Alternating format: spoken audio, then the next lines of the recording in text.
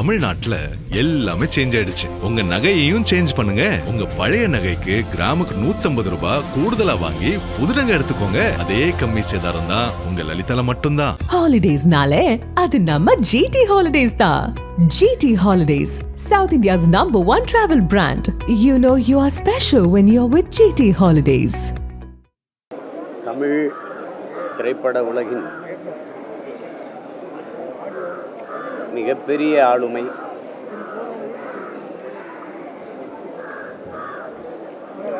இந்திய துணைக்கண்டத்திலே அவரைப் போல ஒரு திரைக்கதை ஆசிரியர் யாரும் இல்லை என்கிற அளவுக்கு புகழ்பெற்ற ஒரு பெரும் மேதை. அவருடைய திரைக்கதை முறையை பின்பற்றாது அவர் வருகைக்கு பிறகு எந்த படைப்பாளியும் இங்கு கிடையாது. திரைக்கதை இல்லை, ஒரு பல்கலைக்கழகம், அதில் படிக்காத மாணவர்களே இல்லை என்றுதான் சொல்ல வேண்டும். அவர் எடுத்த படங்களிலெல்லாம் ஒவ்வொரு படங்களிலும் அவர் தொட்ட கதையும் அவர் திரையில் சொன்ன அந்த திரைக்கதை முறையும் பெரிய வரவேற்பை பெற்று பார்த்தவர்களெல்லாம் வியப்புக்கு ஆழ்த்திய காவியங்களை படைத்தார்.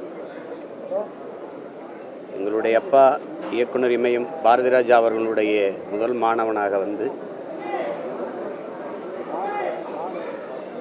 தொடர்ந்து வெற்றிகளை கொடுத்து பெரும் உயரத்தை தொட்ட ஒரு பெருமகன் நம்முடைய ஐயா பாக்கியராஜ் அவர்கள்.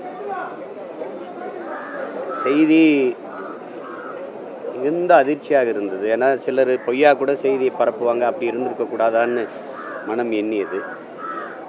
நான் அண்மையில் எங்கள் அப்பா பாரதிராஜா அவர்கள் மரணத்துக்கு என் கூடவே அருகில் இருந்து குறிப்பாக தேனி வரைக்கும் வந்து இந்த இறுதி அடக்க நிகழ்வு வரை பங்கேற்று வந்தாங்க. காலையில் அதிகாலையில் நடைப்பயிற்சிக்கு போய் திரும்பி வந்து சாதாரணமாக பேசிகிட்டு இருக்கும்போது தான் இந்த துயர முடிவு நிகழ்ந்திருக்குது. அது பெரிய வருத்தத்தை தருது. தம்பி சாந்தன் வந்து நான் ஜெயிக்கணுங்கிறதான் அவருடைய கனவு. ஆனால் நான் ஜெயிக்க போகிறத பார்க்காமலே அப்பா போயிட்டாங்கன்னு அழும்போது உங்கள் மனசே பதறது, ரொம்ப வலியை தருது. ஒரு மகத்தான ஒரு கலைஞனை, பழகுவதற்கு ஒரு எளிய இனிய மனிதரை நாம் இழந்திருப்பது ஈடு செய்ய முடியாத ஒரு பேரிழப்பு. ஐயா பாக்கியராஜ் அவர்களை இழந்து வாடுகிற தம்பி சாந்தனுடைய குடும்பத்தினர், உறவினர்கள், நண்பர்கள், திரையுலகை சார்ந்த என்னுடைய அருமை உறவுகள் எல்லோருக்கும் என்னுடைய ஆறுதல். போற்றுவதற்கும் வணக்கத்திற்கும் பெரும் மதிப்பிற்கும் உரிய ஐயா பாக்கியராஜ் அவர்களுக்கு என்னுடைய இறுதி வணக்கத்தை, புகழ் வணக்கத்தை செலுத்துவேன். அண்ணன் பாக்கியராஜ் அவருடைய மறைவு தமிழக திரையுலகத்திற்கும் எழுத்துலகத்திற்கும் பொது வாழ்வில் உள்ளவர்களுக்கும் ஒரு ஈடு செய்ய முடியாத இழப்பு என்று நான் கருதுகின்றேன். புரட்சித் தலைவர் எம்ஜிஆர் காலத்தில் திரைப்படங்களில் அவர் ஓங்கி நடந்து கொண்டிருந்த நேரத்தில் என்னுடைய கலை உலக வாரிசு பாக்கியராஜ் தான் என்று புரட்சித் தலைவர் அறிவித்தார். அப்படி அவர் அறிவித்தது அவருடைய அரசியல் வரலாற்றிலும் பொது வாழ்க்கையிலும் திரையுலக வாழ்க்கையிலும் புரட்சித் தலைவர் எம்ஜிஆர் வாயாலேயே என்னுடைய கலை உலக வாரிசு என்று அழைக்கப்பட்டவர், அறிமுகப்படுத்தப்பட்டவர் அண்ணன் பாக்கியராஜ் அவர்கள். புரட்சித் தலைவர் அப்படி அறிவித்த உடனே காலையிலேயே நான் போய் ராமாபுரம் தோட்டத்தில் புரட்சித் தலைவரை பார்த்து, என்னென்ன உங்கள் கலை உலக வாரிசு என்று அவரை அறிவித்தீர்கள், நீங்கள் எங்கே அவர் எங்கே என்று கேட்டேன். என் கையை அழுத்தி பிடித்து கொண்டார். நிறைய கூட்டம் இருந்தது. என்னை காரிலே பக்கத்தில் அமர வைத்து ராமாபுரம் தோட்டத்தில் இருந்து கோட்டை வரைக்கும் ஏன் அவரை கலை உலக வாரிசில் அறிவித்தேன் என்பதை விளக்கமாக விரிவாக சொல்லிக்கொண்டே வந்தார். நான் மன்னிப்பு கேட்டேன். இவ்வளவு விஷயங்கள் இதில் இருக்கிறது என்று நான் கருதவில்லை. நான் உங்களை மட்டும்தான் பார்த்தேன். உங்களையும் அவரை இணைத்து பார்க்கிற இந்த செய்திகளை எல்லாம் உங்கள் மூலமாகத்தான் தெரிந்து கொள்வது என்று நான் அவரிடம் தெரிவித்த அந்த நாட்களை நான் எண்ணி பார்க்கிறேன். பின்னாளில் புரட்சித் தலைவருடைய மறைவுக்கு பிறகு அன்னை ஜானகி அம்மா அனைத்து இந்திய அண்ணா திராவிட முன்னேற்ற கழகத்தை நடத்திய போது அவர் எவ்வளவு உறுதுணையாக இருந்தார் என்பதையும், ஆட்சிக்கு வருவார்களா வரமாட்டார் என்பதை பற்றியெல்லாம் கவலை, விசுவாசத்துக்காக புரட்சித் தலைவர் கொண்டிருந்த அன்புக்காக அவர் அன்றைக்கு அவரோடு நின்றதையும் நான் நினைத்து பார்க்கிறேன்.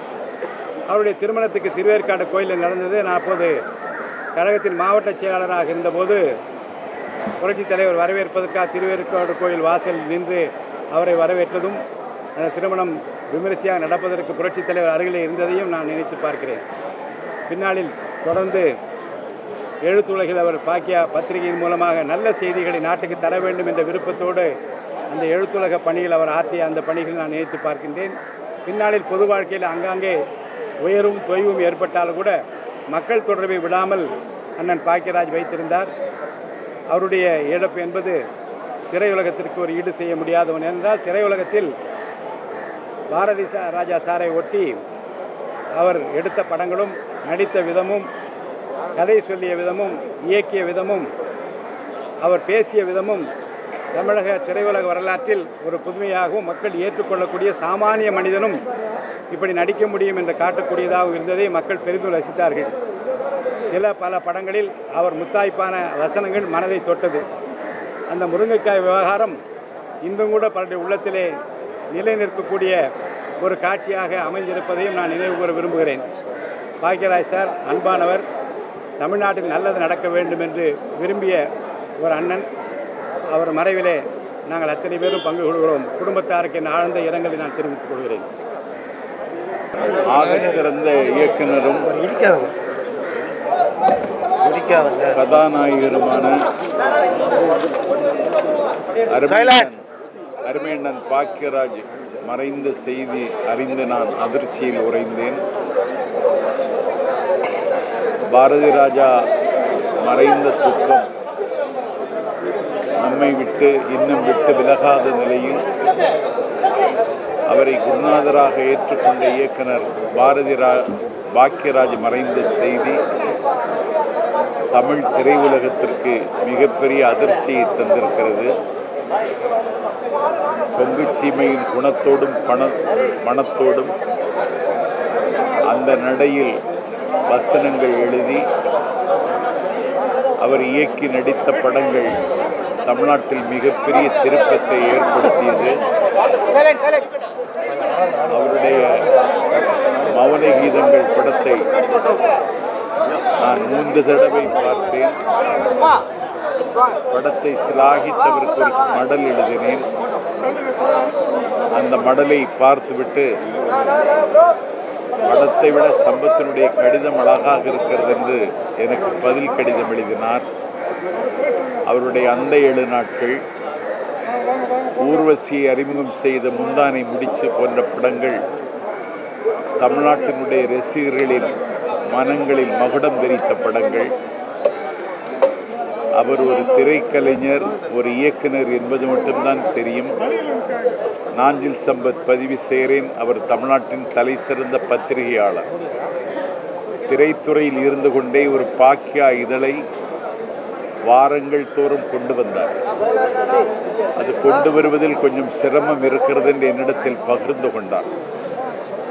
அச்சு ஊடகங்கள் இன்றைக்கு மதிப்பிழந்து விட்ட நிலையில் கொண்டு வருவது சிரமம்தான், ஆனாலும் கொண்டு வர முடியுமா, முயற்சிகள் என்று அவரிடத்தில் சொன்னேன்.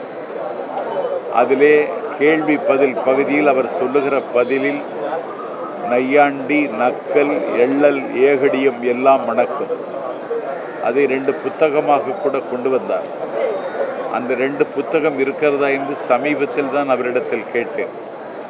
அவருடைய வாழ்வில் கடைசி நிகழ்ச்சி நான் கலந்து கொண்ட நிகழ்ச்சி. எனக்கு முன்னால் இங்கே இரங்கல் தெரிவித்த ரவிமரியா கதாநாயகன் நடித்த மக்கள் தலைவா படத்தில் நானும் நடித்திருக்கிறேன். அந்த படத்தினுடைய ஆடியோ வெளியீட்டு விழாவிற்கு வந்து சிறப்பித்தார்.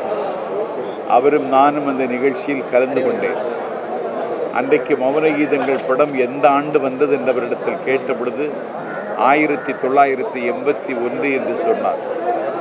ஆக ஒரு சிறந்த கலைஞரை, நகைச்சுவை நலம்புடவும் நயம்புடவும் திரையுலகத்தில் அழியாத தடத்தை பதித்த ஒரு காவிய கலைஞரை தமிழுலகம் இழந்து தவிக்கிறது. அண்ணன் மறைவு தமிழ் திரையுலகத்திற்கு பேரிழப்பு. அவரை இழந்து கதறுகிற அவருடைய காதல் மனைவி பூர்ணிமா பாக்யராஜுக்கு, அழுது கொண்டே இருக்கிற என் ஆசை மகள் சரண்யா பாக்யராஜுக்கு, அவருடைய புதல்வருக்கு, அவரை இழந்து தவிக்கிற ரசிகர்களுக்கெல்லாம் நான் அஞ்சலி தெரிவித்துக் கொள்கிறேன். தமிழக வெற்றி கழகத்தின் சார்பில் அவருக்கு புகழ் அஞ்சலியை காணிக்காக்கிறேன். அரசு மரியாதையோடு அவருக்கு உடலடக்கம் செய்யப்படும் என்று அறிவித்த கழகத் தலைவர் விஜய் அவர்களுக்கு இந்த நேரத்தில் நன்றி தெரிவிக்க கடமைப்பட்டிருக்கிறேன். ஒரு சகாப்தம் இன்றைக்கு சாய்ந்து விட்டதென்ற கவலையில் என்னுடைய இரங்கலை பதிவு செய்கிறேன். நன்றி. நக்கீரன் டிவிக்கு சப்ஸ்கிரைப் செய்யுங்கள். உங்கள் ஆதரவே எங்கள் பலம். ஆசிரியர்களுக்கு நண்பனாகவும் மாணவர்களுக்கு ஆசானாகவும் திகழும் தேர்வு வழிகாட்டி. ஒவ்வொரு பாடத்திற்கும் அனுபவமிக்க ஆசிரியர்களின் துல்லியமான தெளிவான விடைகள். CNC இருக்கு, தேர்வு பயம் எதற்கு? இது தீரன் பப்ளிஷிங் ஹவுஸ் விற்பனை வெளியீடு.